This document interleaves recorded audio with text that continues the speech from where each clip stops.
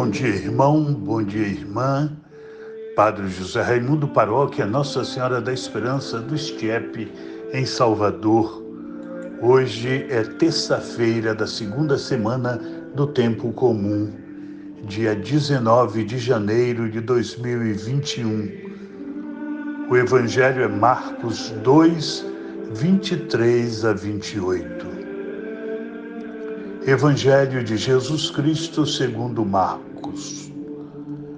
Jesus estava passando por uns campos de trigo em dia de sábado. Seus discípulos começaram a arrancar espigas enquanto caminhavam. Então os fariseus disseram a Jesus: "Olha, por que eles fazem dia de sábado o que não é permitido?" Jesus lhes disse: "Por acaso nunca lestes o que Davi e seus companheiros fizeram quando passaram necessidade e tiveram fome?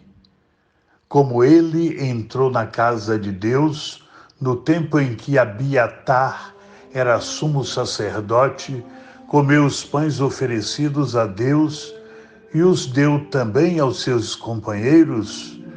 No entanto, só aos sacerdotes é permitido comer esses pães." E acrescentou: "O sábado foi feito para o homem, e não o homem para o sábado.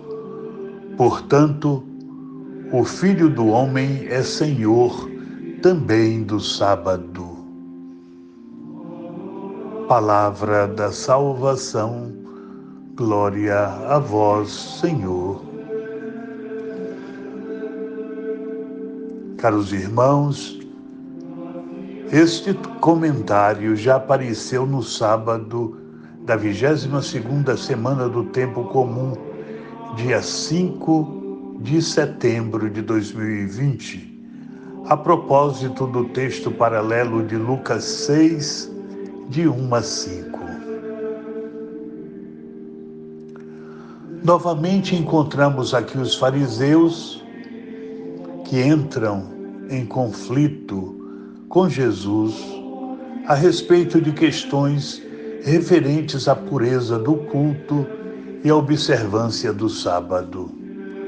Tais conflitos têm como pano de fundo a maneira diferente de conceber a Deus. Os judeus em geral, mas sobretudo os fariseus, compreendiam a Deus como um ser perfeitamente justo, mas à maneira da justiça inflexível dos homens.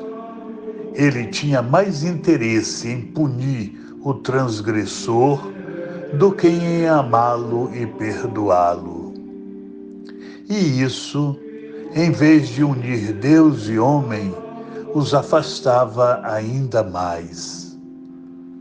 Como a fraqueza é uma realidade sempre possível de se manifestar na vida dos humanos, estes constantemente eram levados ao fingimento perante o Senhor. Jesus, de outra parte, anunciava um Deus bondoso e compassivo, cheio de paciência e de ternura. Sua misericórdia imensa se estende a todos indistintamente. A ele não interessa tanto as faltas dos humanos, mas a abertura do coração. Basta que o pecador confesse sua fraqueza e peça humildemente socorro para sentir logo a riqueza do perdão de Deus. Ele busca com afinco a ovelha que se perdeu e espera com amor a volta do filho pecador que se extraviou. A queixa dos fariseus em relação aos discípulos de Jesus, revelada no Evangelho de hoje, deve-se ao fato destes atravessarem os campos, arrancando espigas de trigo com as mãos para as comerem. Coisa inadmissível de se fazer no sábado, dia sagrado dos judeus. Como resposta, Jesus oferece uma verdadeira aula de escritura. De fato, recorda-lhes a história de Davi, o qual, movido pela fome, vai ao templo e come os pães oferecidos a Deus, que só os sacerdotes podem comer, e ainda por cima os dá aos seus discípulos, aos seus companheiros. Interessa ao Senhor mostrar que todas as coisas foram criadas pelo imenso amor de Deus em favor de todas as pessoas humanas, usando-as com sabedoria, com inteligência e solidários uns aos outros. Esses mesmos homens são convidados a dar graças ao Criador por meio da criação. E esse é o mais alto louvor que Deus espera de nós, pessoas humanas, filhos amados seus.